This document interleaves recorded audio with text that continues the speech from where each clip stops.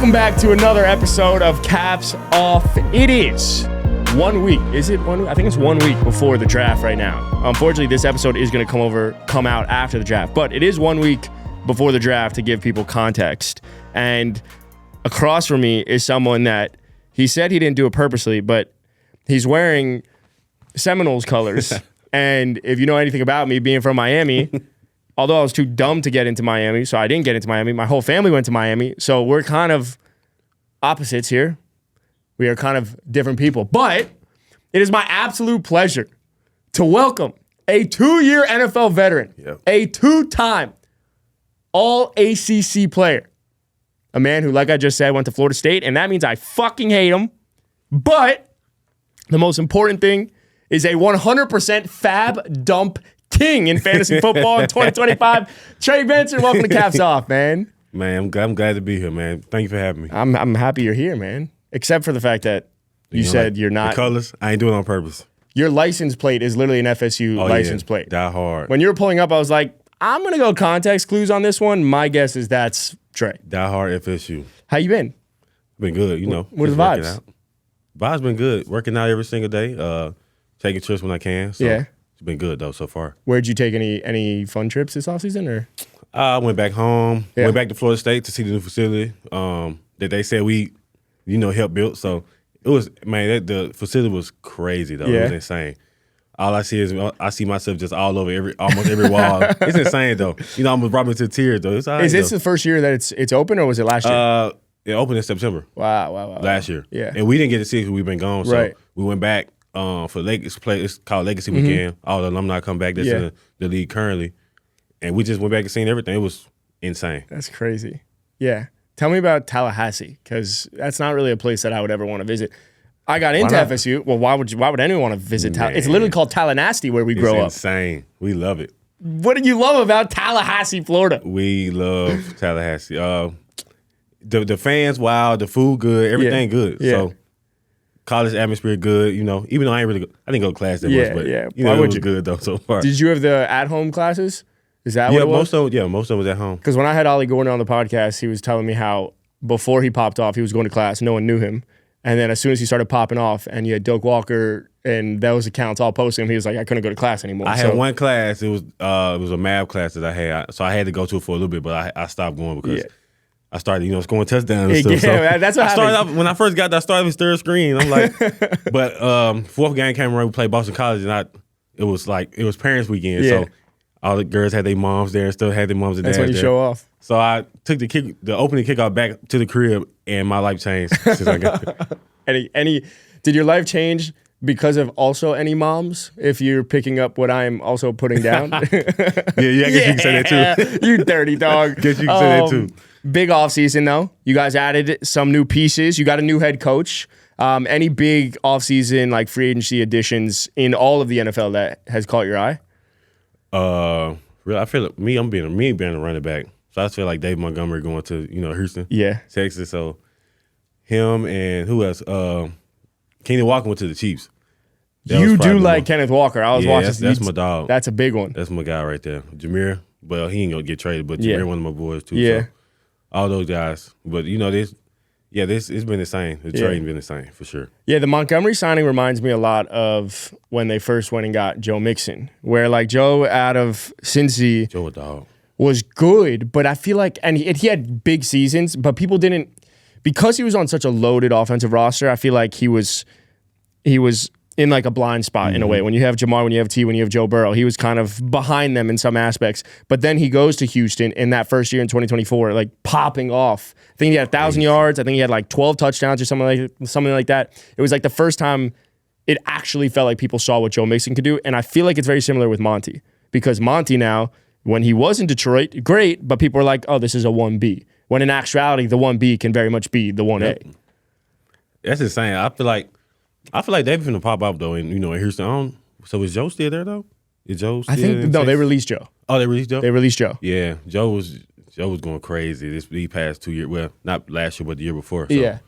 Me and James used to talk about him all the time. Well, I don't know what the fuck happened with Joe this year. Me neither. Like, I don't know. I just did a podcast. Last week's episode was Xavier Hutchinson, and I asked him, and he was like, I also don't know what happened with Joe. No. Which is crazy to think that when you're inside the locker room, you don't know what's actually happening. You don't know. I really don't know, so. It's crazy. Well, I have a few warm-up exercises for us to kind of get our brain moving a little bit before we start going through your time at Oregon. We get into FSU. We got to talk the last 2 years, and then we'll finish with some games. But one of those warm-up exercises that I have is for you and I to do a little bit of rankings, all right? So, Trey, you are obviously on the Cardinals, but the NFC West before this year had some loaded running backs. You had CMC, you had Kenneth Walker, like we just said, you had Kyron Williams, you had James Conner, you had yourself. So, Trey Benson, I want you and I to rank 1 through 8 which divisions have the best running backs in the NFL. So in front of me, I have one running back from each team, okay? And you and I together, we are going to figure out how we would rank it 1 through 8, all right? So do you have any off the top of your head out of the gate that you're like, this is the best division in football when it comes to running backs? Or I can give you the names, but... Well, it was our division. I think so, too. Until Kenny Walker, left and went to the Chiefs. But yeah. That's what I say. That's what I said before he left. Yeah. Okay, so then what about right now? If we were saying right now, I feel like it'd probably be actually the AFC East, maybe. Who in the James AFC Cook, Devon Achane. Then you have Travion Henderson, or if you want to go Ramondre, and then you have Brees Hall. That might be. That's arguably. That might be up the there. The other contender might be the NFC North with Jameer, Josh Jacobs, DeAndre Swift, and Aaron Jones. But other than that, those to me are. I think the AFC. What's the AFC West? AFC East, the first one. AFC East. Yeah. I feel like that might be. You want to do that one? Nah, hold on. I got to hear other ones too. Okay, so then we'll go through it. NFC West, you got CMC, Kyron, James Conner, Charbonnet. NFC North, we got Jameer Gibbs, Josh Jacobs, DeAndre Swift, Aaron Jones. NFC South, we have Bijan, Alvin Kamara, Bucky, Chuba Hubbard. NFC East, we have Saquon, Scatterbo, Javonte Williams, Rashad White. We just said the AFC East with James Cook, Achane, Brees Hall, Travion Henderson.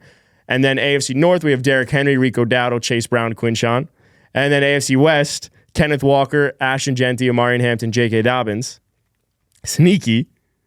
And then AFC South, JT, Monty, Bashal, Tooted, and Booted. And then I put Jeremiah Love because it seems like this episode's going to come out after the actual draft. So for the sake of it, I'm just going to put Jeremiah Love. It's going to look stupid if he doesn't go to the Titans, but it would be Tony Pollard then. So I feel like out of those 8, how would you, what stands out to you right away? I might have to put Brees in them first. AFC East one? I think that's right. I agree. Might have to put them at 1. It's just because it's the only division I feel like where you have 3 names, or 2 at the very least that stand out to you aggressively with James and Achane, and then that third with Brees. Yeah, Brees, insane. He different for sure. Okay, so that's 1. Let me hear our division again. CMC, Kyron, James, Conner, Sharp. I'm putting that second. I ain't being biased. Nah, don't. By the way, be biased. Fuck it. I'm putting that second. I do like that one.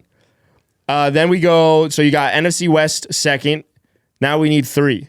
I feel like it might be the North. Let me hear the North again. Jameer Gibbs, Josh Jacobs, DeAndre Swift, Aaron Jones. Yeah. Like Jameer and Josh Jacobs, like that's and Swift hard too. And DeAndre Swift's a dog. I'm putting that at that can be 3. Now what's Derrick Henry? That's with him and that's the North. But that division, Rico Dowdle's RB1, who he was good, but like I need to see it again. Then you have Chase Brown and then Quinshawn Judkins. Chase and Derrick Henry though, you can't sleep on both of them. I don't. It might. Let me hear the other. Okay, then NFC South, you have Bijan, Alvin Kamara, Bucky Irving, Chuba Hubbard. NFC East, you have Saquon, Scatterbo, Javonte, Rashad White. AFC West, Kenneth Walker, Genty, Amarian Hampton, J.K., which I like. I might have to go with that one. That one, because you have Kenneth Walker who peaked, obviously, with the Super Bowl. Before J.K. got hurt, he was going crazy. And then in the South, you got JT, Monty, Bashal, and Jeremiah Love if he goes to the Titans. And this will look stupid if he doesn't go to the Titans. But for the sake of this, he's who you said, Bashal Tootin? Oh, from Jags. Yeah, I see Tootin and I go Tootin and boot it. I don't know. He went to Virginia Tech? Mm-hmm. Yeah, I think you're right. He went to Virginia Tech. All right, so what would we do? I'm putting Derrick Henry in them next. I'm putting Derrick Henry in them next. Wow. AFC North 4th, then 5th. Probably the AFC West with Kenneth Walker, Genty, and Amarian Hampton. Yep. Okay. And then put the group with Love them last. Well, we have 2 more before. We have the South, Bijan, Alvin Kamara, Bucky. Oh, yeah. We have the Saquon with the NFC East. And then we also have the South. So we have 3 left. Bijan who? Bijan, Alvin Kamara, Bucky Irving, and Chuba Hubbard. I might have to put that one there. Well, because Bijan... Bucky, he was hurt last year, for the most part, but yeah. Rookie season went crazy. Crazy. I don't hate. We're at 6 now. It's not. We used to be like before. We both got drafted, right? We both got drafted. Boom. He was on the Bucks. I got drafted to the Cardinals. We used to be on FaceTime. Yeah. I used to FaceTime him. He had the pool. And he got his playbook. He trying to learn the plays out the room. I'm like, dang, I ain't got my plays. You got your plays? He's like, yeah, I asked for him. I said, let me go ask for my plays too. But man, he was studying, so I knew it was gonna be a year for him. It sucks that he got hurt. It really does suck. But he's gonna bounce back this year. I'm excited for it. All right, so the South. You want to put South 6th? Yep. All right, 2 last spots. You have the AFC South and then the NFC Barkley. East. Saquon 7, AFC South. Most of them the young cats. Yeah, they're young. They're super young. Jonathan Taylor's a beast, but we got to see it. So this is how our list goes. These are the best divisions in the NFL, 1 through 8 for running backs. AFC East 1, then 2 we go NFC West, then 3 we go NFC North, 4 AFC North, 5 AFC West, NFC South is 6th, NFC East is 7th, and AFC South is 8th, and that was a lot for my brain, to be honest. Right. That was a crazy brain warm-up exercise. Yeah, that's a lot. Right. That sounds about right, I ain't gonna lie. I like it. All right, now I'm putting you on the spot, all right? Trey Benson, if you had to take 3 superpowers from any other NFL running back in the NFL to add them to your body right now for this season, what would those 3 superpowers be and from who? I'm taking... Derrick Henry size. Yeah, that's the one. That's the one. I want to be bigger too. Bijan elusiveness. You know how he can line up. He's so silky. He just the way he moves, man. And I'm taking A-Chain speed. Yeah, it's nice to get a Dolphin. A-Chain or Jameer. You can't go wrong with either one of these. No, stick with A-Chain. It feels good. That's all we got as a Dolphins fan. I need to stay. He's the only player we have right now where. And I was telling you this before the pod, where I'm always going to bring up the Dolphins because I don't know how not to make it about the Dolphins. But with having Achane as your star piece, and I think it was this morning where John Eric Sullivan, our GM, said we're not trading him at all. That's all we got. So what was his yards per carry? A lot. He went like a 4.32, something like that. Something like that. Running. What are your thoughts on the Dolphins? You know what? I ain't got nothing against the Dolphins. Yeah, you said that, and I kind of want you to have something against us. I played them rookie year. I mean, I probably got like 3 or 4 touches, but I feel like I made the best of my touches. I know I made Calais Campbell miss. You know, he was with us this past year. I ain't give him shit about it, though. I forgot, but I should have. I made him miss, and, finally win against Jalen Ramsey. Yeah. He said I lowered my shoulder. I didn't lower my shoulder. He was like, I see your shoulder. He was like, I see you, little Benson. I see you, little Benson. But yeah, other than that, I like the stadium. I scored like probably 6 touchdowns in that stadium from college. But you was down. Nope, you was up this year, bud. If anything, FSU is down right now. We're gonna come back. We're gonna come back this season. Though. Yeah, sure. If my aunt had balls, she'd be my uncle. So we're gonna come back this season, man. I promise. Well, before we go into FSU, I got to talk about you being at a school that I feel like all of us when we were growing up loved for their jerseys. So you commit to Oregon before FSU, before we get into anything. And the first thought I always have when it comes to Oregon is obviously the jerseys, right? Mm-hmm. So as a commit, Trey Benson, I need you to be honest. How much of your commitment to Oregon was really because of the jerseys? The jersey was just a plus. But they did, I committed to Oregon, maybe my 11th grade year. Yeah. I was in Mississippi, I had an unofficial visit there. My first time ever leaving Mississippi, my first time ever getting on a plane. Yeah. And it was in the summertime. But I didn't know it rained in Oregon for real. Yeah. So they got me in the summertime. I got there in the summertime. Nice weather, beautiful, nice views, nice all that. And you're like, I can do this. Just straight green, green grass. Then they showed me the jerseys. I'm like, man, this is insane. And it was good people, good. I met some of the players. I met CJ Verdell, Travis Dye, Troy Dye, Javon Holland when he was there. Yep. They was cool, and I had spent time with them, and they showed me everything around. I liked it. Yeah, everything was futuristic there. So, man, I just fell in love with it. Yeah, and I committed to Coach Cristobal. Yeah, later went to Miami. Went to Miami. That is true. It's funny because you said the jerseys are a plus. It was a plus. I feel like so many people that do commit to Oregon, it has to be one of. It's like NIL swag. before. How would you not? It's for the swag. You have to. Man, I went upstairs. This one on my recruitment. I went upstairs. Man, I kid you not, they had, man, over 100 jerseys that probably never been worn yet. That's crazy. Insane. But, yeah, that was like I said, the jersey was a plus. You know, it was good people. The food was not that good, though. The food like was... in the facility or just in Eugene in general? Just in Eugene in general. I got my car out there, my first time driving. It was, it's a lot of one-ways there. Yeah. I didn't know that, though. Mississippi, Yeah, we ain't got no one-ways. Yeah, of course. We only got like 10 street lights, but 10 traffic lights. But man, I had the car. I done drove down so many one ways, like it was insane. I almost killed everybody in the car. You were like, I've never seen this before. I don't know what to do. Yeah, so I had to use my maps everywhere because everything was so confusing. So did you try going on the other side, not knowing what a one way was like actually doing? Yeah, I did. Yep. I'm like, is there a car coming towards me? Man, I turned around so fast. But it was cool. Oregon was a great experience. It was a great experience at Oregon. Well, let me ask you, Trey Benson, what's the craziest perk you got playing for the Oregon Ducks?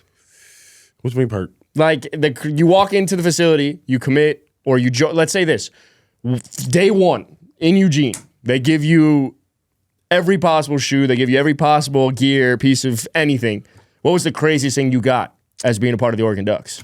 I think my running back coach, he used to give me stuff that, there was one-on-one things like jackets or I still got a lot of backpacks and jackets. Like I probably gave my brother some backpacks. He still wear like Oregon stuff at home, but I say just the gear. Like I didn't get to keep the shoes. I didn't graduate. So is that what it is? Yeah, if you don't graduate from there, you can't keep the shoes.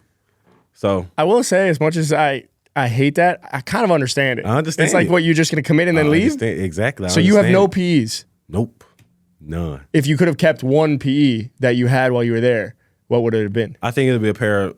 Because you're a big Jordan guy. Pair of fives with the duck on the back. Not the green ones though. It was some the black ones. It was a black pair. Yeah. I would have kept them with the duck on the back. Insane. Or I would have kept the pair of 14s. They was gray, and they was like, what's the fabric? The velvet like. Suede. Yeah, the suede. Yeah, and they had the like duck. Yeah. It was just a whole lot of ducks on the fabric. It was insane. I've never seen that before. Kept them too. God damn. And I want to go back.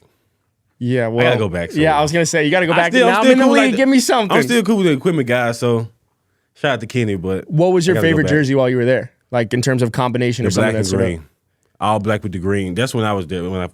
Or the duck one. With the bright green, is that the bright green one? It was green with the yellow numbers and with the orange socks that go all the way down. It was just like a duck. Yeah, probably that one or the Jordan black and white one. Yeah, the Jordan. Dude, it's not fair. Is there anything that fans wouldn't know that you get as a perk being a part of the Oregon Ducks? Like, there's got to be something because we all see it, and maybe there's a part to being a member of the Oregon Ducks where we're like, it is so visual because we see the shoes, we see the jerseys, it's so out in front of you. But is there something that us fans don't realize that you get? I feel like the Nike headquarters, I think it's probably like an hour and a half away. There. And we get to go to the Nike headquarters, and that's cool. I think get percentages off things. I forgot, it's been a minute, so I feel like you can take that drive there and just get whatever you want, like type stuff, but you get a discount. Better be a good discount. Great discount. Did you ever meet Phil Knight? That's a dumb question. Yeah. You did? That's like being like, Phil Knight. That's like saying, where are you from? It would be like New York. It'd be like, you fucking know this person? He didn't understand the word I was saying. I was so country going from Mississippi to, that's 36 hours away from home. So I was going there, man. My teammates, I kid you not, teammates and coach, they looking at me like, what is he saying? I was talking so fast and, the accent coming out. I'm like, man, oh my God. It was cool though. Did you like? Great experience. I mean, yeah, I was gonna say, you had to have enjoyed Oregon? It was great. It was a great experience. I didn't like. It rained 6 months though. It rained 6 straight months. You'll probably see a peak of sun. Once a month. Well, that's partially like living in South Florida right now for me, where like it's super hot, but at the same time it rains a ton. So I do understand. It rains the blue and then it gets sunny again. It's so quick. Then it be humid. So yeah. Insane. Well, that 2020 year when you were there, you got hurt, unfortunately. And we're going to talk your injury at some point because I have questions surrounding that, especially how it relates to Jordan Travis and your experience with him. But that year was the COVID year. And I've asked NFL players what their experience was like during COVID when they were in the NFL. But Trey Benson, as someone that was in college during the COVID years, I've had no opportunity to ask that. What was COVID like as a college football player? Man, it was insane. We had to take the COVID test every single day, man. My first time taking that COVID test, like we in the like The indoor. Yeah. Man, I seen a tube like this long. I said, I'm not sticking that in my nose. I got me messed. I'm finna go home. Like, I'm going home. It's a video out there. I swear it's a video. I don't know who posted it, but it's a video of me taking the COVID test. And every time they tried to stick them, and I kept moving back. Find that video. The video took like 2 minutes long. I'm gonna send it to you if you can't find it. I'm gonna need it from you. But it was insane.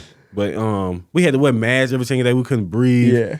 Couldn't go to class. I'm shocked they didn't have like an Oregon Ducks swab. I couldn't even go to prom. Like, out of high school.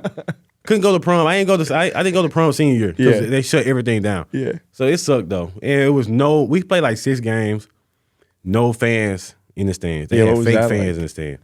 They had fake fans? Fake fans in the stands. I can't even picture fake crowd noise. It was weird. Was it like cutout pictures of people in the stands? And I forgot which stadium we was at, but it was fake fans. It wasn't at our stadium. It was at maybe it was at the stadium. Would you rather the cutout or no fans at all? I'd rather no fans at all. I feel like we were playing a video game or something. I don't know. I feel like we playing like in 2K6 or something. Yeah. It was bad. Oh man. I don't want to go back to that time, boy. Because we had the fake crowd noise. It was quiet. Yeah. It was bad.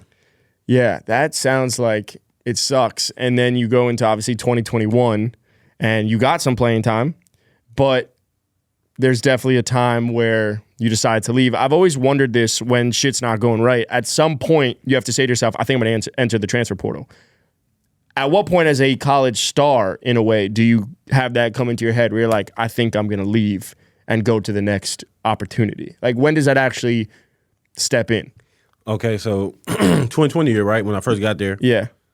We had I think we had 3 weeks of practice. The third week, I blew everything out of my knee. AC, that was my first ever surgery, first ever MRI. I blew out ACL, MCL, lateral meniscus, medial meniscus, and my gracilis. It was like your what? Gracilis tendon. What the fuck? That's literally the first time I've ever heard of a gracilis tendon. I can't even spell gracilis, but still. I think I was like lead blocking. Yeah. I seen Justin Flo coming. I was probably lead blocking. I see Justin Flo coming at me, and I planted my foot in the ground. Boom! All I did was plant in the ground. I was running full speed, and I tried to stop on the down, plant in the ground, and get him. Yeah. So as I planted in the ground, like the lights flashed before my eyes. I hit the ground. Boom! They was moving my leg. It was like this, insane. So I called my mom on the phone. Soon as they called her, it was an unknown number. She gonna answer this from Oregon. Yeah. She gonna answer. She knows something. She answered the phone. She said hello. I just broke down. I didn't know what to tell her. Yeah. But yeah, so boom. My recovery took like 10 months. Yeah. Probably like 10 to 12 months. Probably like a year. I came back the next year. I wasn't really confident. Mm-hmm. But, I still got out there, played a little bit of special teams. Yeah, of course. I got in, the games. We was blowing the teams out. Yeah. And they put me in the games. Yeah. I was happy to be in, but I was not confident at all. Right. Okay, so and then that's the 2021 season ended. Okay, so I'm like, I think I need to change the scenery. Like maybe I'm traumatized here or something. And boom, Cristobal took the job in Miami. Yeah. And the whole coach staff left. Like, so I was talking to the running back coach today. He was like, I think you should leave. Yeah. He was like, I think you should go somewhere else, go get a better opportunity somewhere else, see what's a better fit for you, and then talk to my mama. And it took I had 5 days left before I think for the club, in January. This happened in January, I remember. Yeah. And I talked to the new coach staff, but they wanted me to stay at Oregon. Mm-hmm. I'm like, nah, I think it's time for me to go back down. Yeah. Down back to my home, home. Something closer. Something close. Closer to the East Coast. And I feel like, I just made the decision. I left. Yeah. Packed all my things, left. I think what you just said is important, which is coaching staff leaves. That signals to you, all right, this is not just about a coaching staff where they can come in and I can find more confidence. I need a whole new scene. Because honestly, if the coach if Chris Boston would have stayed, I think I would have stayed as well. Yeah. But when the whole team left, when the whole all the coach staff left, I'm like, yeah, I'm gone too. I ain't gonna lie, I'm gone. Yeah, it's interesting because when you left, you were part of the golden age of NIL. Like you were literally part of wave number 1 of NIL. And NIL passes, I think it was in July of 2021, and then in January of 2022 is when you decide to leave. Trey Benson, as someone that was part of the gold rush of NIL, what was that experience like right out of the gate? Because NIL had to have felt different in year 1 versus what it does now a couple years later. Yeah, okay, so it was the NIL was coming along, but my thing was I didn't know if anybody was gonna want me when I hit the transfer. That's why I was hesitant to hit the transfer portal at first because I didn't have no film. I only had practice clips, and I'm coming off a gruesome injury, and I'm not confident. Your gracilis tendon. Yeah, I didn't even know. I had no idea if people was gonna want me. So, but when I hit the portal, teams start calling. I'm like, oh, Yeah. I got another shot somewhere. I'm gonna take it. So Yeah. Florida State, I got on the phone with Florida State. You know, Coach Norvell. Yeah. They was coming off a 5 and 7 year, but the running back they had, Jay-Sean Corbin, he was going to the draft. Mm-hmm. But they didn't have a star running back. Yeah. So I knew I was gonna have to go in and compete somewhere. But Yeah. that was probably one of my best options. So, and Coach Norvell, he gave me my first offer out of high school when I was at Memphis. Well, when he was at Memphis. Okay. So we just kind of rekindled, and I ended up coming in there for no money. No money. Nothing. So here's the biggest takeaway. No money. In the golden era, in the gold rush of NIL, I got nothing. I ain't getting no money. I ain't even asked for none. If you would have done it today, if you would have went from Oregon to FSU, you're gonna get a few $1 million. We should run it back. Take me back. You got nothing to go to FSU. I got nothing at all. I didn't even ask for nothing. All I wanted was my car shipped. That's all I wanted. What car? I had Dodge Charger. Yeah. Just a little base model Charger. Something that all I wanted to make sure, I just wanted to make sure my car gets shipped so I can put all my stuff in the car and go to Florida State. That's all. And I wanted more than one roads. I wanted 2 lanes to drive down. What was the biggest difference in going from Eugene, Oregon to Tallahassee, Florida, especially both from like what the actual place looks like to the actual football program? Because how I view it is, as a fan, I would think of Oregon as by far the sexiest football facility environment. If they had to be graded by the NFLPA and if report cards came out for Oregon football, they're A+ across the board. A+. Across the board. I wish it was a letter above A+, but yeah. But if it was FSU, I feel like naturally, because if Oregon's the top of the top, there'd be some other. We would have been like probably a C. Right now, I feel like we were probably like an A- because they didn't upgrade the facility. Yeah, but when you were going, but when I was going there, we probably been like a C. Yeah. So I went from up here to like right there. Cause when I went to the facility, I'm like, oh dang, this ain't nothing. Everything was a downgrade. We were sharing the sports, everything with volleyball, softball, basketball. Yeah. Well, not basketball, but we were sharing it with other sports. Yeah. When I got to Florida State, so that was a big difference for me, but. The food was good. Yeah. Weather was nice. The people was good. And I could relate to more of the people there because I'm closer in that area. Like, totally. There's more Florida people. Totally. You're also like, you prefer the East Coast and the West Coast. Let's just call it what it is. Exactly. Now, I'm not a geography major, but I know Mississippi's pretty close to the East Coast. It was like a 5.5 hour drive. Yeah. According to the 36-hour drive at Oregon. It's crazy. But it was 5 hours from, my home. So my grandma don't want to get on no flights. So she probably drove to the game. But at least it's nice that she could drive. Yeah, exactly. Because she said she ain't never get on the plane. That's crazy. To this day, she's still not going to get on the plane. Crazy. My mama got on the plane, though. She good. But Arizona is a pretty decent flight. My grandma need to see it. So my grandma watching this, just see it, please. Is she back in Mississippi? She back in Mississippi. What's the closest state in Mississippi? Zeke, you know the closest state to Mississippi? Tennessee. Is it? Tennessee, Arkansas. Okay. See, I told you I was I'm not good at geography. All right, so do you guys play Titans? I fly to Memphis Airport. Okay. When I go back home, so fly to Memphis. I got to drive 2 hours home though. Yeah, that's Memphis. terrible. Insane. Are you guys playing the Titans this year? Do the Cardinals play the Titans this year? I think we do. Really, Grandma? If you're watching, it might be in Nashville, but that's in Nashville. Nashville like 5 hours from Greenville. Shit. So all right, they can still drive though. They drove to Florida State, so it's cool. At least they can drive. Flying, not so much. 5 hour flight, 5 hour drive. Exactly. But yeah, so you go to FSU, and we were talking a little bit off the top. The in-state rivalry of Florida schools might be one of the greatest of all time. Like, there's obviously, when you think of college football rivalries, you think of a ton of others around the country. But when I think of college football, especially growing up in South Florida, I think Miami, FSU, and Florida State. So Trey Benson, as someone that went to Florida State, as someone that played running back for Florida State, when you play Miami or Florida, which one felt better to beat? Miami. I don't know why. Bro. I don't know why. But I think Miami, well, both is the biggest rival. Yeah. But I'm taking Miami over Florida every single time. Why? I hate Miami. Why? And look, by the way, just for the record, we don't hate you. So we're going to take the high road here. When I first got to Florida State, I didn't know nothing about the rivalry for real. I didn't know how big it was until they engraved it in my head. Yeah. I'm like, damn, I couldn't even go to sleep. I'm thinking about beating Miami or beating Florida. But I feel like the Hurricanes is a bigger rivalry than the Gators. I really don't know why, but that's what I feel like it is. Well, you lived it and you're experiencing it, so obviously going into the game. I feel more of the hate with the Hurricanes. Right. But maybe that's only because Cristobal was with the Hurricanes. That's true. That's probably why. But if I call Jared might say Miami. He might say Miami too. I am curious what he would say. He'll say Miami too.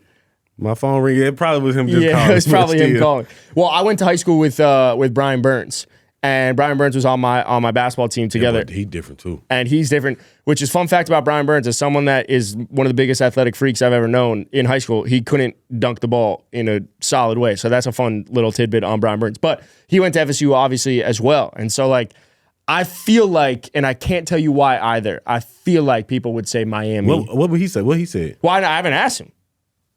I haven't asked him this question. My bad. You were going to call him? Nah, I'm pretty sure they're probably him calling anyway. By the way, answer. If it's Jared, you can answer. I don't give a shit. Like I said to you, this is the most informal show that you'll ever be on. So, and if it is Jared Vearse, though, make sure to ask him what he would choose. It is? Hey, what up, I'm on the podcast, boy? It is. Ask Jared. Ask Jared what. Hey, so look, Jared, who you think the bigger rival? You think is Miami Hurricanes or you think it's the Gators? Miami. Exactly. See, I said the same. Jason, he say why? Why though? Because I really don't know why, but I say Miami too. I think it's because of ACC too. But like back in the day, like Miami versus Florida State used to be like some dog legendary. Like both teams was fire type guy. That's what I said. I said the same thing. Yeah, that's true. All right. All right, bro. We're roommates, man. Bye. You roommates. All right, bro. I'm gone, Love bro. You. All right, bro. He talk about me some more. Talk about me. By the way, we're going to talk about you. I knew that was him calling, though. How'd you know? You even said an hour before the podcast you guys were talking to. I told you. He going to call. Who else was on the call? That's Amari Gainer. He from Tallahassee. Okay. So he went to Florida State with us, too, but now he play for the Patrons now, actually. Okay. So shout out to Marv. Shout out to Marv. Shout out too. All right, so we found that out. We figured it out. It's because of the history. But every time we play them, it's way more pressure, way more beef than the Gators. I don't know why. So interesting. It really, like from a historical standpoint, but I do feel like when teams are better, naturally, if you're a good team playing a good team, the rivalry's a lot more enhanced. If Miami's bad and Florida State's good, or Florida State's bad and Miami's good, it's not as intense, I feel like. Yep. And that's, I feel like, also in your experience why things were changing with Chris Wall coming into Miami, and like you just said, you were obviously at Oregon with Chris Wall. He didn't. Did he dap you up? Did he say hi, or was he being a dick? No, he dapped me up. That's my guy. He just ain't want me out the portal, bro. Right. He is my guy though, and I was shocked that he didn't want me to come with him. But yeah. I mean, I understand it's a business. He didn't know if I was gonna come back from that knee injury. So yeah, that's true. Either way, that's still my dog. He still checking in from time to time. He's still checking my family. So shout out to Coach Chris. Well, let's get into a big thing, obviously, at FSU. So your 2022 season, I believe it was you had a good season. You were saying even like by week 4, you started taking off. You returned one back. You had sex with a mom at some point, clearly. But I think you had like 900 plus rushing yards and 990. All right, 990 rushing yards. 990. I had 10 yards left for Oklahoma game, and I had like 37, maybe like 40 yards left or something. And I only had 25 yards in the bowl game versus Oklahoma. They shut it down. I ain't gonna lie, they did good.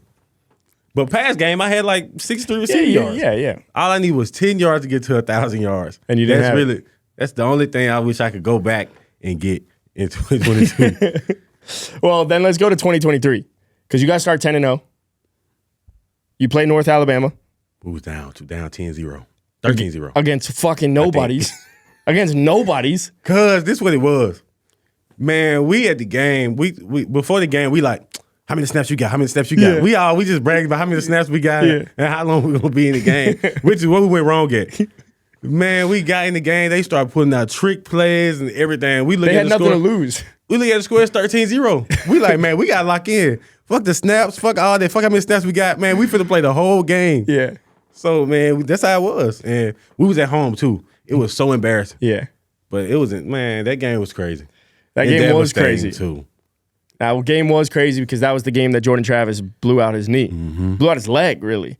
And we were talking about it beforehand. You obviously had your own knee injury and your glycerin tendon that blew out. But with Jordan Travis's injury, you being on the sidelines, you being on that team, you being in that locker room, what was that experience like when Jordan Travis blew out his knee? Man, I was in it was his ankle. I was in the game. The ankle, yeah, the ankle. I was in the game with him. He should have just gave me the ball. He pulled it. He should just gave me the ball. Give me the ball. It wouldn't happen, bro. But he pulled it, trying to make it run for the team. We down 10, 13-0. Yeah. He wanted to put the game in his own hands. And he going crazy all year. Yeah. He was the Superman of the team. And I'm trying to help him up. Like, he got tackled. I didn't, realize. So I'm trying to help him up. And he ain't getting up. Like, and I look down. I'm like, no, there's no way. It didn't feel real at all. It didn't feel real. Man, I walked. Don't talk about, you can hear a penny drop in the stadium. The stadium is quiet. Nobody talking. Yeah. He ain't yelling. He calm. Well, he's probably in shock too. He's just in shock. He calm. He's just looking. And I walked off. I'm walking to the other touchdown. I walked to the other end zone. And I'm like, Lord, it's no way at all. And I just started bawling. Jeez. And man, they come to the sideline. I'm like, I couldn't even function. Yeah. Because he the heart and soul of the team. 100%. And he the leader. He was one of the best leaders I've ever been around my whole life. And it was sad. And it happened in the middle of the field. It happened on the similar head, which is insane. And some people he shouldn't have been in. He should have been in anyway. Shit, we down 13-0. Yeah. We need all the help we can get right now. But man, that's my dog. I just seen him when we was in Florida State, and he's doing so good right now. So shout out to J Trav, man. I'm gonna call you later on. What's something us fans probably wouldn't have noticed on the sidelines when that happened? When obviously Jordan Travis gets hurt, you said you went back to the sidelines, you're feeling all the emotions. What was the vibe like on that sideline that you guys were dealing with? The defense was the only players that was hyped up because they nah, fuck this, we're gonna do it for him and this and that. We got y'all offense, this and that. Because without J Trav, that offense we wasn't clicking because he's the one who made the offense go. Yeah. I mean, obviously I did my thing too, but he made that offense go. And I'm trying to lock back into the game. I can't even lock back into the game. I'm trying to, but I can't. Yeah. So I was out. I was probably out for a whole quarter before I got back in. Yeah. But the defense stepped up and they came away with a lot of points on defense. And then obviously the offense came up behind them. And Tay Rodemaker, he did his thing too, and we ended up beating them 65-13. Yeah, they didn't score no more after that. Yeah, you blew them out once that happened. So then that North Alabama game happens. Jordan Travis goes down. You guys win 2 more games, including the ACC championship. The college football playoff committee comes out and says, fuck you, FSU. We're keeping you out of the playoff. And for some reason, in the back of my head, I knew they was going to do something like that. Because the ACC championship game, we played Louisville. Offense looked the worst it ever looked ever. Yeah. But the defense was on point. Jared, Braden Fisk, Nardo Green, Jarian Jones, them boys went crazy. They shut down Louisville. We won that game really because of their defense. Lawrence Toafili had a 80-yard touchdown. Shout out to LT, that's my dog. But offense wasn't clicking. Yeah. And I know the commissioner's don't nobody want to season the playoffs and this like that, but I kind of had the feeling that was gonna happen, but we was beat. We was heartbroken when that happened. As we was at the watch party. Yeah, everybody started walking out. Yeah, when we said Alabama at 4, everybody started walking out. As someone that was on that FSU team, 13-0 too. Did you blame the committee though for keeping you out of the actual playoff? Because like you said, Trav's the person that makes he's the engine to the car, and you're sitting there being like, you didn't look great in the ACC championship. Did you blame the committee for doing it? Because I also feel like you guys became the poster child for what the committee should not do, which is look at, hey, what's your actual trajectory coming in? Because this is what just happened with Notre Dame.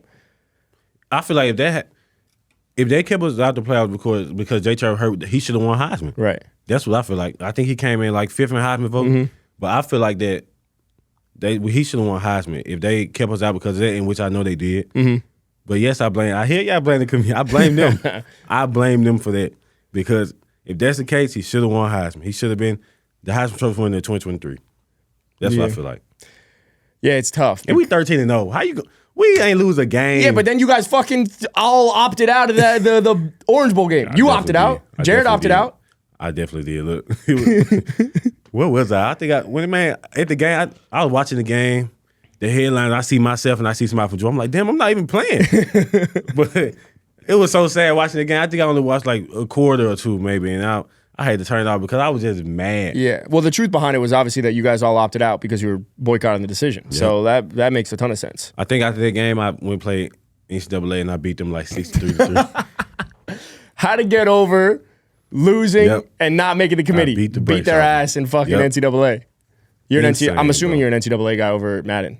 Yeah. But I like playing Madden too because they got me like a 94 speed on there. So I just throw myself a weird. I had Jack Jones on the pod like 2 weeks ago or something, and we were talking about him playing Madden, and what he was saying is he literally every single year just recreates a corner named Jack Jones and tries to get on a new team. And I was like, you would think a different position would be something that would be of interest to you. You'd want to switch it up and then name yourself something else other than Jack fucking Jones.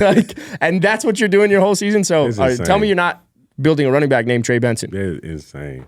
Are you building a running back named Trey Benson? I'm gonna go get a linebacker. Yeah. I want to just hit some shit. See ball, hit ball. Yep.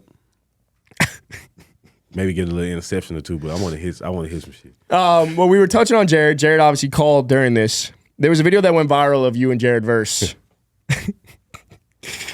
And I just got to ask you about it because Jared was just on the phone just now. What the fuck was good with we're roommates, bro? We'll go home. We'll talk about it. We'll talk about what we can do as a team. We'll go out. Roommates. All right, so look. This is what happened. They called both of us up for the interview. Called us both up. While he talking, they asked him questions. Mind you, I didn't even know this was live. We just won the game. I just got the game with the touchdown. I ain't know it was live. I'm in the crowd looking. Who in the crowd? Like, who in the crowd? I'm looking around. All I heard was, we go home and talk about it. Roo? I was like, hold on. So I had to back it up and say, we're roommates. Nothing like that, but I'm just saying. It just caught me off guard. I ain't heard nothing else he said in the interview. Nothing else. I ain't hear nothing about working hard. I ain't hear nothing. All I heard was, we go home and talk about it. Then I'm like, hold on. So I was just, clarifying that. Yeah. So I go back to the locker room. This after it happened. After the interview. Check Twitter. Man, I go to the locker room. I have 10,000 followers, 10 more thousand followers. Because this coming off the touchdown, because I think I scored backwards, like going back on the end zone. It was that, including the interview. So my phone was just blowing up for 2 weeks straight. Straight following. Everybody was talking about that video and all this, and everybody was sending me the video. I'm like, man, I ain't even mean it like that. But it was all, we was joking about it for months. And then I think we went out the next day. We went out there. I think the game was on a Friday. Yeah. So we went out on Saturday. People had shirts made. Of we're roommates? Yes, they had me and him laughing, and they had we're roommates on the shirt. Oh, my God. I promise. I can send you a picture of that, too. Please do. Man, it was insane, though. By the way, you literally just hung up the phone and said we're roommates. Yeah. That's that. All right, bro. We're roommates, man. Bye. If you want to know how Jared Vearse and Trey Benson say love you, goodbye to each other, they say we're roommates. Yep, that's how we do it for real. Yeah, that shit was funny. I was going through the comments, and it was like, insane. This is what they meant by heat of rivalry. Gotta be. Insane, bro. I had no idea it was live. That was funny. My mom what do you was mean you don't? There was an interviewer right in front of you. I know, but I ain't know it was live TV. I don't know why. Yeah. But it ain't clicking in my head. I'm too busy looking in the stands. I'm looking in the stands from earlier, so I'm like. The look Jared gave you after you said it, too, is the funniest shit I've ever seen. Because he ain't realized what he said, but he realized after. He's like, oh, I get why you said that. Yeah. Whole time my back hurting because I fell on my back. I had like a fat knot on my back. Well, now you're putting two and. Nah. You could not have placed that at a worse place, Trey. You right. Whole time I'm just like, I'm thinking like the game, man. I'm bad. I bad because like, no, you let me shut up. It's gonna make it worse. It's gonna make it worse. Next. Next season on the HBO is Heat of Rivalry. Yeah, no, that was funny as shit. Insane. I'm gonna need that picture of the shirts though. But I'll send it to you.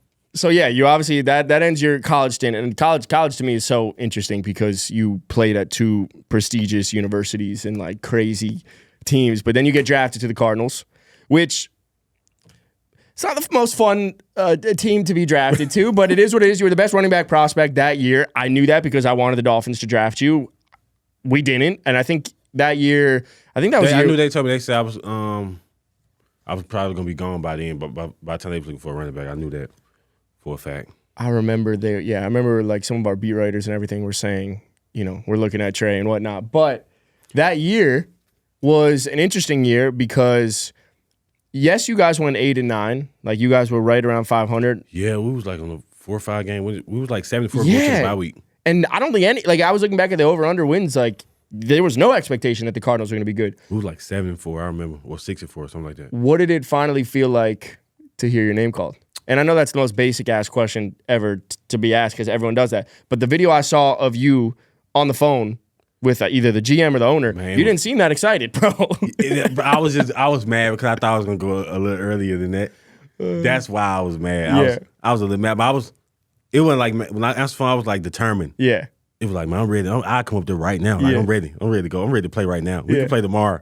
That was your mentality. That was my mentality. Yeah. But I was happy though. When I seen the like, as soon as I heard my phone ring, my heart started racing. I was excited though. But then I answered the phone, I'm like, let's do it. Let's go. I'm ready. What was the biggest shock to you and the biggest difference between being a college running back and being an NFL running back now that you were in the league? Man, fuck that. Man, that front seven in the NFL compared to college, insane. Everybody fast. I'm like, man, what is going on? They calling out plays before we even run the play. Yeah. So I'm like, so you know I'm going this way?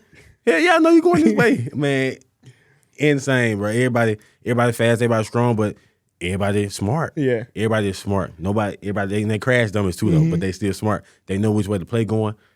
We playing the Commanders. I'm in the backfield. I see Bobby Wagner. I'm like, damn, he know I'm getting the ball. Let me just go and take this one to the chin. I think I got like 7 yards in that play over still. But it was just surreal seeing, people that used to play with on Madden, going against them in person. Like Bobby Wagner, I used to play with him on the Seahawks, and that was insane. Chase Young, Khalil Mack, I can go all day. Yeah, who is the player that made you the most starstruck when you went against him for the first time? Probably Bobby Wagner, really. Yeah. Bobby Wagner. What year this is for him? A lot. 15, 16. Yeah, crazy. I like Fred Warner. I seen Fred Warner. Yeah. He bigger than what I thought he was in person, but he cool though. He a cool dude too. It's funny. It's funny, like when I think of the difference between a college running back and NFL running back, because I was talking to Ollie Gordon. I was telling you about this, and the thing that Ollie said was, this dude was one of the best, if not the best, running back in the country. Different. And then he gets drafted. And now he's got to play special teams. And he was like, I've never played special teams a day in my fucking life. Damn, I should have said it's my special team. I never played special teams a day in my life. When I first got to Cardinals, special team coach Jeff Rogers, man, he used to pick on me every day in the special team meeting because I didn't know none. I didn't know nothing about dropping my hips. I didn't know nothing about sticking knife. Yeah. Man, I didn't know none of that. So he'll pick him. He knew I didn't know it. Yeah. So he used to pick on me every single day. My teammates used to laugh. They used to be like, yeah, you on special team now. This ain't Florida State no more. You better get your ass on special team. I'm like, yep, you're right. I got you. You got to earn your spot. You got to earn it. Which is crazy. I was watching a video this morning when I was flying up here, which was, I think it was Will Compton. Will Compton was saying there's 22 starters on a team, which then gives you really another 31 spots. And those 31 spots are really just special teams. Yep, special teams. Yeah, that's all it is. And that's how you have to earn your keep. And when you go from being a star running back in college, the leading running back for Florida State, now you're the best running back prospect in the draft, and then out of nowhere you're like, all right, that's cool. Now get your ass to special teams. Go play wing on punt. Yeah, you're like, what the fuck am I doing? See ball, hit ball. That's what Ollie was saying. And it was like, that's got to be a tough position to be in. Yeah, it's a tough position, but see, you got to earn it. You're going to have to earn it. Yeah. You got to earn it. And now I play special teams, and now I've been, learning the do's and don'ts of special teams. Yeah, which is a crazy, crazy place to be.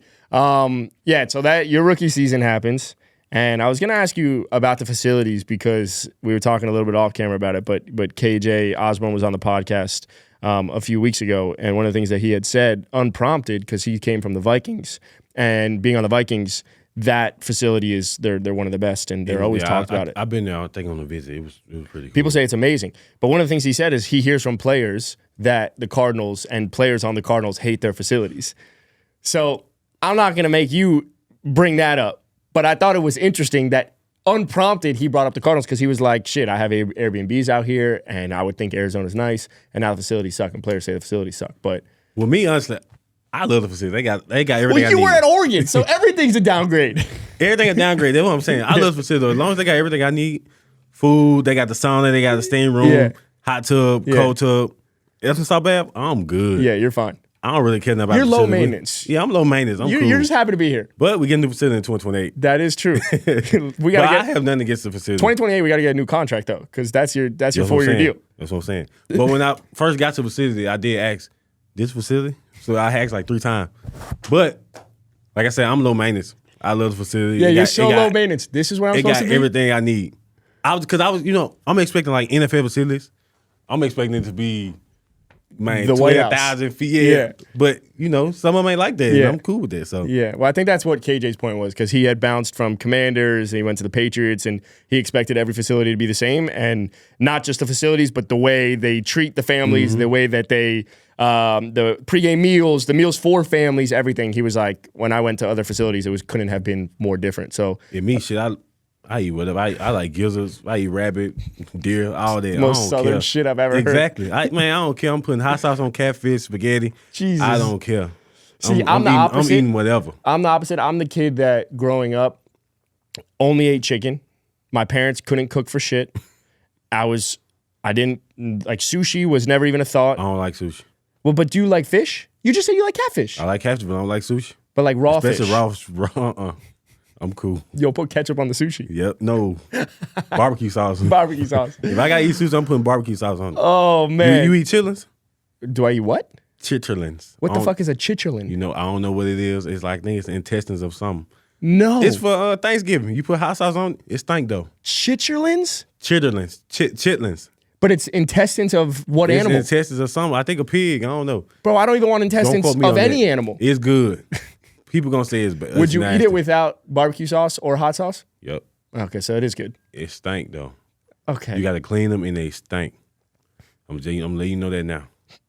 So don't even try it. But it's good though. You put hot sauce on it. I'm not gonna eat that shit. Let's fast forward to 2025.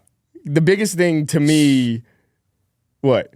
Belt to ass? What? Nah. Because 2025, the biggest thing happened. And there are people and certain players that I want to talk about in 2025. But Trey Benson, I don't think you realize the chokehold you had the fantasy football community in 2025. You are the 100% FAAB dunk king. I know. In 2025. So Trey, as someone that made the entire fantasy football world dump 100% of their FAAB, a.k.a. me, how does that make you feel? I apologize, guys, Didn't know it was going to go like this. I apologize, But just, hey, pick me up next year. Give me one more chance. One last chance. And I got y'all, I promise. Did you hear people saying shit to you? They used to always say something. Like people around in this, like Arizona in general. Arizona people I go to the restaurant or I go to a grocery store. They say, damn, I had you on my fantasy. You messed my fantasy up. I said, I'm sorry, my bad. But... yeah, I didn't really know nothing about fantasy until I got, to the NFL. Though. Yeah. I didn't know nothing. But do you understand the FAAB dump? Like how that works? No. So basically what happens in fantasy is when an injured player goes down, is you in a lot of leagues you have something called FAAB, which is like a free agency budget. So let's say you have $100 to spend. Well, when a player goes down, you want to use, it's like a cap, right? You can only use a certain amount of your cap space throughout the year. You want to use all your cap on one player, basically is the way to think about it. So when James Conner goes down, people are looking at Trey Benson and saying, shit, I'm going to get an RB1 for the rest of the year. I'm going to put all $100 on Trey Benson. Spend it all wisely because I'm going to get an RB1. Yep. And then the next week you get hurt. Insane. What happened, man? I played the whole game, too. I played the whole game. I ain't know nothing was going on. I played the whole game. I thought I was good. I went home that night. I woke up at I went home good. Walking up my stairs, all that. I woke up at 5 a.m. I kid you not. I could not. My knee was like this. It was swollen. And I'm trying to get used to the restroom. Yeah. Couldn't walk. It's over. So I called the trainer. I'm like, hey, I ain't gonna lie. I need to get an MRI. They told me, what happened? I thought you guys said, yeah, I need to get an MRI, though. They just said for my meniscus, so. Which is crazy because us fantasy fans, we were like, when you dump the FAAB, now you have an IR spot. I'm speaking for myself, by the way, because I was quite literally the fucking person that also did this. But then I throw you in the IR spot. They say, Trey Benson, 4 to 6 weeks. 4 to 6 weeks. All right. We're going to be good. 2 weeks go by, 3 weeks go by. Maybe in another league, I might trade for Trey Benson because you know what? Someone may want to drop him, whatnot. 4 to 6 weeks go by. Trey Benson's still not returning. What happened? I need to know for my own fantasy football sake. Me personally, I put it on me. I think I was going a little too hard, and I kind of set myself back. Yeah. But I was feeling good. My window got open, and I was feeling good. Yeah. Feeling good, boom. Then I think I was going a little too hard, and then boom, I kind of had a setback. Yeah. But I put that on me, though. Yeah. I was going a little hard. I was trying to get back because I know it's my time to shine. Like I knew I was gonna, come back and I was gonna have an opportunity to carry the load back. Yeah. And I was trying to, rush to get. I wasn't trying to rush to get back, but I was trying to, have a sense of urgency getting back. Yeah. And things happened. Shit, it wasn't my time. I guess it wasn't your time. It's funny. I was on my Uber from the airport to my hotel before we did this conversation, and he's a diehard Cardinals fan. And I'm like, yeah, I'm talking to Trey Benson. And I was like, and because some of the things I say about this podcast is like, if you had any opportunity to ask any one of your favorite players any question, shoot the shit, say whatever the fuck you want, you have 5 minutes with them, what would that question be? Which is pretty much the thesis of like some of these questions and like saying whatever. And I kid you fucking not. This Uber driver goes, well, is he going to stay fucking healthy? And I said, do you want me to ask that question to Trey Benson? Is he going to stay healthy? So the Uber driver's question for you was literally, has he been working out basically to stay healthy? Has he primed himself for a bigger load? Yeah, because Florida State, man, I had no problems at all. Like, I played all 26 games except the Orange Bowl. What was it? Yeah, but that was an opt-out. It doesn't count. I play every game. You've been healthy your whole career. Knock on wood. Yeah. Well, Oregon, but knock on wood. Been healthy my whole career and all this and that, but I feel like once you get to the league, you get a lot more time to yourself. Yeah. And that's what I kind of had to adapt to. But, I got it all down packed. Now, you got to find a routine. Yeah. Once if you don't find a routine in the NFL, then you cook. Yeah. But, like, what I tell rookies that's, coming in this year, I feel like just, look for a vet, that's been in the league for a long time and see what they do and, just find a routine. Yeah. Take care of your body, eat better food. That's what my problem. I got to eat healthier. You got to stop eating stop eating fried gizzards, fried whatever the chicken, fuck you just said before. Neck bones. The intestines. I love neck bones, by the way. But yeah, just eat better, Did you bring on a chef? Because I feel like that's the first order of business. I got a chef. Shout out to my chef in Tampa. But yeah, everything been pretty good, though. Good. Lately for me, so. I would say that because you obviously had this injury, and I've always wanted to ask a player of your caliber this type of question, which is, obviously you got hurt last year. But what's the biggest difference between rehabbing in college versus rehabbing in the NFL? You have a big injury, obviously, at Oregon. You have 2 injuries now with the Cardinals. What's been the biggest difference in those 2 rehab processes? Well, when you get to the league, anybody going to baby you. Anybody going to tell you they're going to give you time. They're not going to call your phone. Where you at? Yeah. College, they did that. But and nobody going to baby you in the league. You got to take care of your own. You got to take care of yourself. Come up there, get the rehab you need. Just... put in hours of rehab. Yeah. It's a job at that point. Honestly, just prehab. Before you even get injured, go prehab. That's what I go back and do. Instead of, I got some time off. Instead of rushing home. Yeah. Instead of rushing home after, meeting stuff, go in the training room and go get some prehab in. Like, go do stuff to prevent injuries. Yeah. That's what I do now. I think it makes sense because when you're in college, you have everyone doing everything for you. When you're in the NFL, it's a job. Yep. You got to show up. You got to show up. And I feel like that's the biggest thing that you're saying is the amount that you've had to learn throughout that process and that experience. So I do think it's interesting that you say prehab versus rehab. Prehab. That's the biggest thing. And I've been doing that, for the past 7 months, prehabbing. Yeah. Well, I've been rehabbing, but still, as of right now, I'm prehabbing. Yeah. I do stuff to prevent injuries. I put myself in weird positions, that your body not used to, I can't even think of exercise right now. But I was going to say, let's demonstrate right here. Can't even think of exercise right now, but I would say prehab for sure, man. Take care of your body. Yeah. Your body is your moneymaker. Yes. And your mind, too. Don't forget that shit. Your mind, your body is your moneymaker. There were some bright spots in 2025, though. Michael Wilson, Trey McBride, Jacoby Brissett, weirdly. I have a few questions with that, which is, first and foremost, I think of Trey McBride. Trey McBride just set the single-season receptions record for a tight end. Trey McBride was also on my fantasy team. You were too, but Trey McBride was on my fantasy team. What makes Trey McBride the best receiving tight end in the NFL right now, in your opinion? Man, he different. He like a lumberjack. He gonna catch everything. He's sneaky fast. Yeah. And he gonna jump over anybody. Yeah. But I never seen him mad. He always, happy. He always root for everybody else. He waited his time because he always tell about his rookie year. Yeah. Who was here before him? Tight end. Fuck. I know we got to get this. He on the. I think he was on Commanders. God. But anyway, the guy that was here before him, I think he was pretty good too. And he said he learned from him in his rookie year. Then he said his second year was just really his breakout year for him. And he said he ain't looked back ever since. Who was that player? Because I know exactly who you're talking about. Because I remember because it was another fantasy situation. If you play like Dynasty, which is fantasy. Zach Ertz. Was it Zach? Was Zach a Cardinal? Zach Ertz, maybe.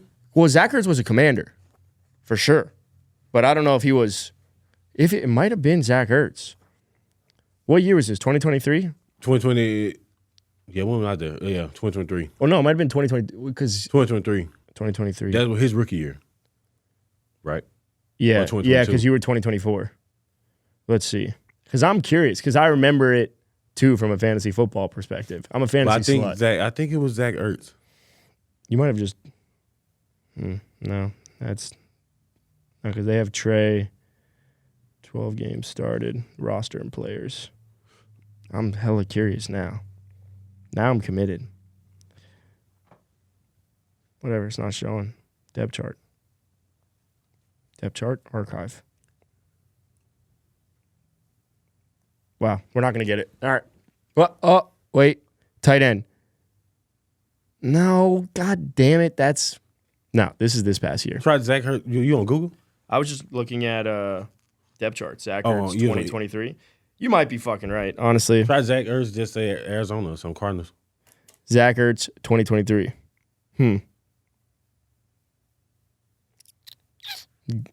We got shit service.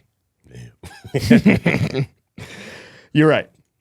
It took all that just to find out you're right. Fuck. Yeah. Shit. Zach Ertz was in front of him when he got drafted there. You're correct. I think he got drafted second round. Yeah. And, he learned a lot from him his rookie year. Well, he's one of the... Zach Ertz is an elite tight end. That's a great person to learn behind. So he took him under his wing, and then his second year, he flourished. He just went crazy. Well, he wasn't the other breakout. Michael Wilson was. Now, it's funny. We were thinking as fantasy football fans, thinking that here we are, Marvin Harrison, breakout year coming. What ends up happening is really Michael Wilson. Michael Wilson finishes in the fantasy world wide receiver 3 from week 8 on, which means you're the third best wide receiver in production from week 8 to the end of the NFL season, ahead of guys like Jamar, Amon-Ra, CeeDee Lamb. Now, Trey Benson, as someone that was on that roster, what was the what was the truth behind Michael Wilson's breakout? Why did it happen? We knew that Michael Wilson was the truth. Everybody on their team knew that Michael Wilson was the truth. We all knew.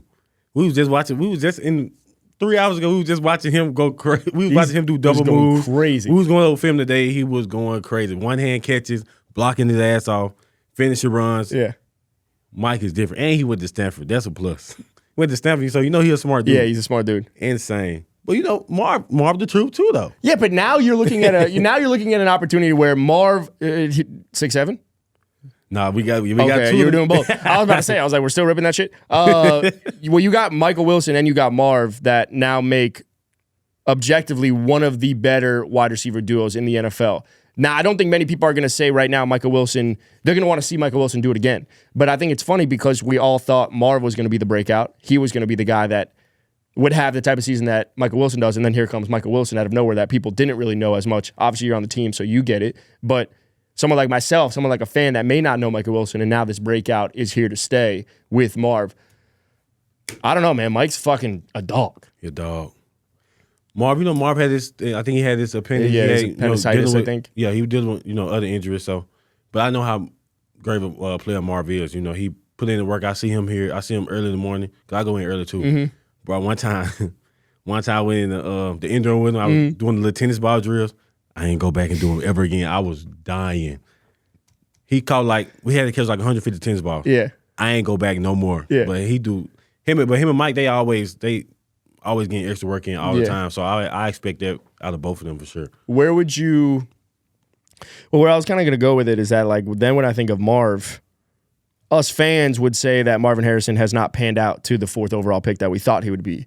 But what us fans see is completely different than what players see on the inside. What's the actual truth behind Marvin Harrison and why the full breakout hasn't really happened yet?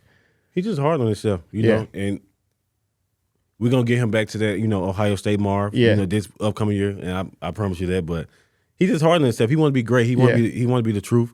He is the truth, and he put in all the work. Everything out the field. He do everything right off the field, and he even started cooking the other day. I knew, I'm going to put his videos out there, but he started cooking and stuff. So, but I feel like this year he's going to be better. His mental going to be way better. Yeah.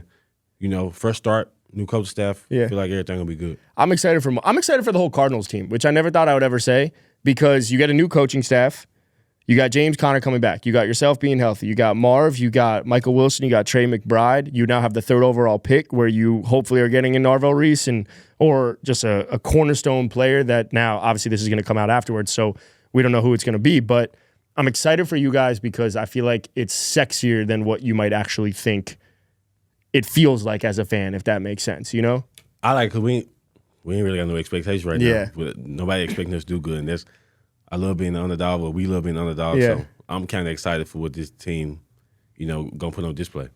My last question that I have to ask you about 2025 before we start wrapping it up, which is obviously about Kyler.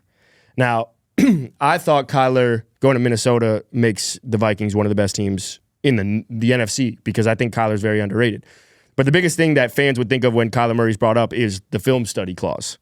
And they brought it out of the contract. But you were playing with Kyler. You were on the team.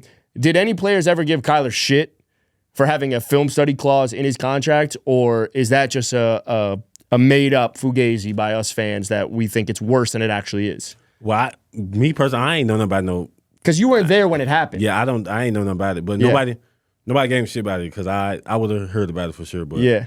I ain't know nothing about the clause. What do you think makes Kyler Murray still an elite quarterback in today's NFL that us fans wouldn't appreciate enough of? Man, Kyler Murray, one of the best athletes I ever seen. He went first round and he wins everywhere. Exactly. Went first round in baseball, went first round in football. I was shocked when I seen him for the first time. Because I used to watch him. I used to play with him, man, and I used to watch him when he was in high school too. Yeah. And I didn't even play quarterback. I played running back. So he an elite dude, elite person, on and off the field. So I've been around him, more. So I don't know what other people used to say about him, but that was my dog. I like him for sure. I like Kyler. I know, and I hope I know he's gonna go crazy in Minnesota. Yeah. But maybe he just needs to change the scenery here. So maybe his time is just up here. I think it's probably that. I think having a change of scenery, like you said, obviously going from Oregon to FSU is huge for someone's career.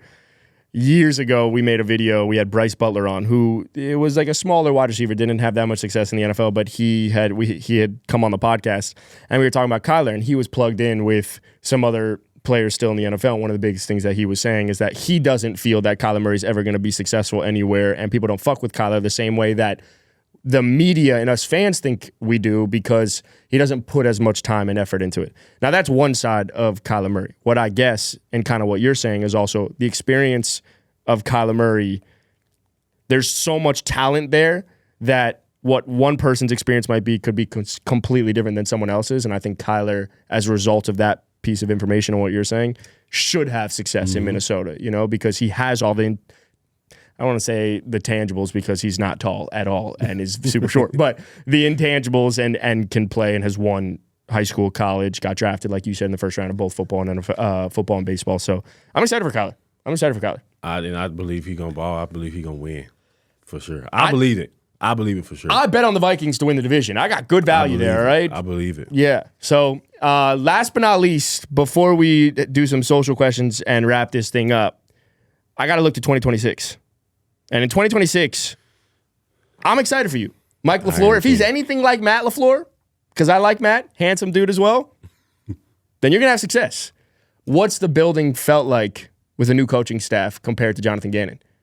I feel like it's a lot more. It's everything new. So right. When it's new, like we got a new car. Yeah. You in it every day is happy. Yeah. Everybody is in the building. Everybody got the juice. Everybody excited. Yeah. And it's every single day. Yeah. That's the hard part, come with that same energy every single day, even when you 15 days in. Mm-hmm. And so come in there every day like it's the first day. And that's how we've been doing it. So we changed the locker room around. Everybody by different players in the locker room, not by just our position group. So the locker room is juiced. Everybody's just juiced. And I'm excited for this season. I'm excited too, because Trey Benson, I asked ChatGPT to predict your 2026 stats.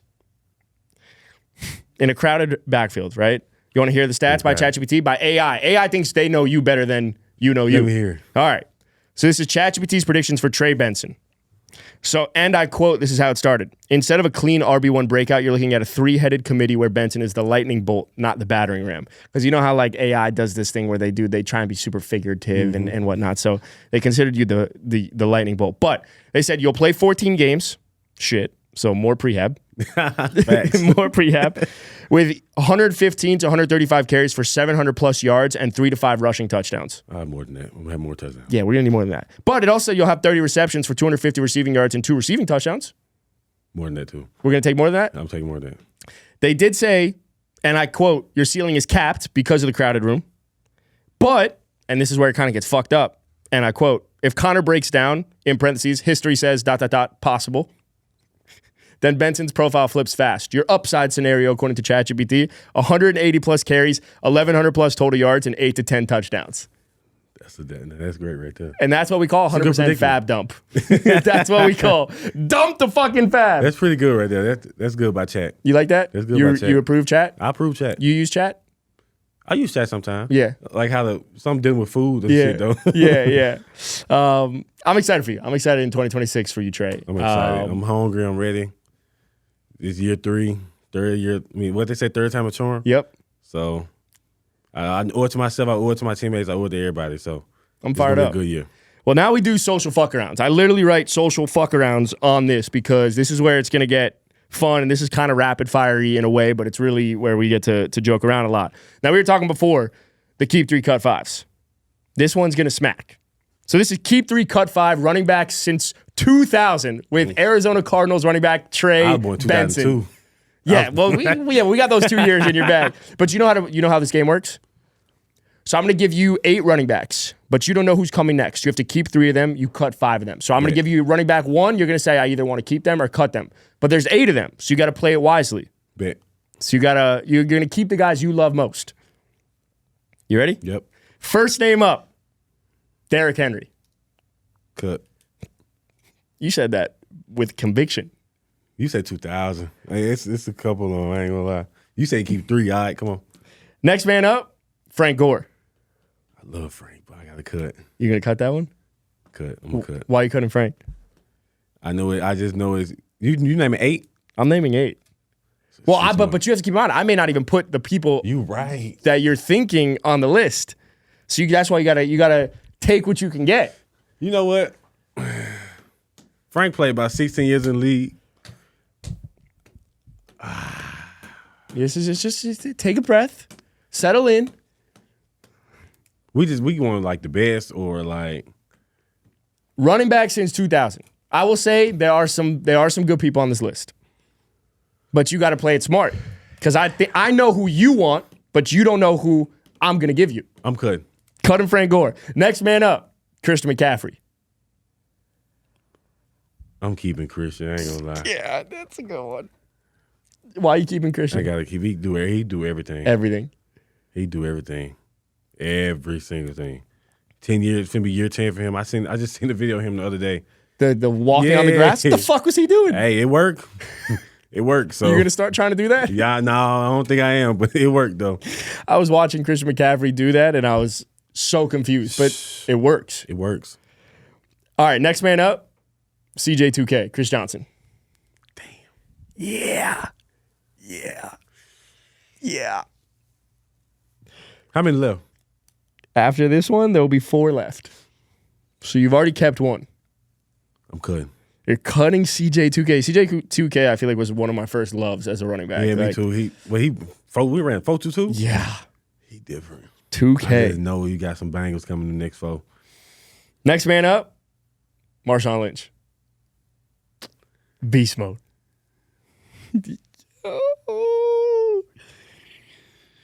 You got to play wisely. You don't know.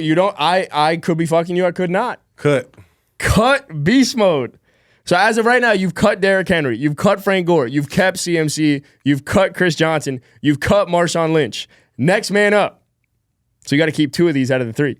All right. Yep. Steven Jackson. Cut. Man, I should have kept Chris Johnson. All right. Cut Steven Jackson. The 2 people you got to keep then. I'm ready. I was going to ask who you think it is. AP. The two people you got to keep is LaDainian Tomlinson and AP. Oh, yeah, that's great. That's perfect. That's perfect. Both You of them. played that so well. Both of them. I'm keeping both. Those are the two best running backs since 2000. AP is my favorite, and then probably LT right behind him. Which one would you take? Which one had the better season? 2012 AP or 2006 LT? Oh, man, he had a lot of touchdowns. 31, I think it was. He had a lot of touchdowns. I'm going AP, though, because that's my favorite running back ever. AP? I'm going with AP. I did a video one time with AP, and it was the most embarrassing thing in the entire world. I was just starstruck by AP. I was asking him questions, and like he came back at me saying something, and I was fucking flashbanged in the Been the face. same way. I ain't never met him, but Yo, I think you crushed that one. I crushed it. I thought you would have. Who was Steven Jackson? I don't know Steven Jackson. Trey. When was he? He was in the 2000s. Steven Jackson, he had 8 1,000-yard rushing seasons. Damn. So I dog. should know who it is. Yeah. I'm gonna go watch his highlights when I leave here. Should we just watch Steven Jackson highlights right I'll now? watch his highlights. Steven Jackson was a dog in the NFL. I did not. I ain't never heard Steven Jackson. All right, 2 more. Trey Benson, who are the top 5 running backs in the NFL today? Jonathan Taylor, Bijan Robinson. Ooh. Jahmyr Gibbs. Ooh. There's a lot going on in the head. I can see it. I can see him pondering a little bit. I'm going with James Cook. Ooh. Derrick Henry. Wow. You know, I feel like there's a lot of guys you missed. I mean, it's a good list, but Bijan, JT. Damn. Hold on. yeah, backtrack. A-Chain. I need A-Chain in there. You see, you're just playing with my heart now. I need A-Chain there somewhere. Bijan. Well, do you want it Bijan or Bijan? Because he was hooping when I feel like we all thought his name was Bijan, and then I'm going Bijan. You're going Bijan. Just say Bijan. Everyone wants Bijan. Bijan, HN, JT. You said James Cook, Jahmyr. What about Derrick Henry? Jahmyr. So that's your 5. I'm going with Jahmyr. Bijan Robinson, HN, JT, James Cook, and Jahmyr Gibbs, the top 5 running backs in the NFL, according to Trey Benson. Yeah, Derrick Henry. He right there, right there. under the cut. So You also had CMC. You got Saquon. I'm still putting him under. Wow. All right, last but not least, I do this this is how I round out every single episode. And the way I do it is, I explain this every time, but I think it's good to visualize it, which is that so much of what this podcast is you and I shooting the shit, a fan being able to talk to players that they love, players that they watch every single Sunday, and just being able to have fun and say whatever you want. But I wanted to recreate what happens on Sundays, which is us fans, we get to sit in the stands and we just get to watch you guys do your thing. So one of the things I do is I ask every player to come on and propose a question to the next guest without knowing who the next guest is. And so I had Xavier Hutchinson on, Texans wide receiver, and the question for Trey Benson was, what's the best and worst fan interaction you've ever had, and why? The best fan interaction I had was I had to sign a baby's forehead. A baby's forehead. And I'm like, you really want me to do that? But the fan... Was it a Sharpie? It was a Sharpie, yeah. No. But the fan had so many pictures of me so they was a diehard fan. I was not going to... But it wasn't a diehard baby fan. I didn't even sign... I couldn't sign the baby. Oh, you didn't sign the baby? I just took a picture with the baby Oh, instead. okay, good. The worst interaction. What a fucking parent. Wait, where was that? Florida State. I was going to say, that feels like a Florida State fan. It was at Florida State. It was a night game we had. I think it was after the Boston College game when I ran the kickback. When I ran the kickback. Maybe it was there. I can't remember. But that was one of the craziest. Or it was for the game. But yeah, that was one of the craziest ones. Hey, will you sign my baby's forehead with a Sharpie that won't wash off? That was one of the craziest. That's what we call a rash on the forehead. That's what you call it for real. And was that your best or your worst? That was the best. Okay. And what's your worst fan interaction? My worst fan interaction when somebody thought I was Jerry Vearse. I was in especially I was in Chipotle line and they like, oh my God, it's Jerry Vearse. And I went along with it too. No. So I took a picture of somebody and they thought I was Jared. And you told Jared right away because you guys are roommates. Yeah, he knew. Yep. That's crazy. And you went along with it. I went along with it the whole time. You never once wanted to be like, I'm not Jared. Nope. And then Jared got me about 3 inches. Yeah, 3 that's inches taller crazy. than me. 3-4 inches taller than me. So That's crazy. Well, Trey, the last hour and 20 minutes, you've just been so patient and thoughtful and gracious and been able to laugh and joke. And I think I like to take the time like afterwards and try and appreciate what just happened, because I feel like I have so many memories of watching you at Florida State. Fuck you respectfully, of course. But I have so many memories of you at FSU. I remember when you get drafted to the Cardinals. I wanted the Dolphins to draft you.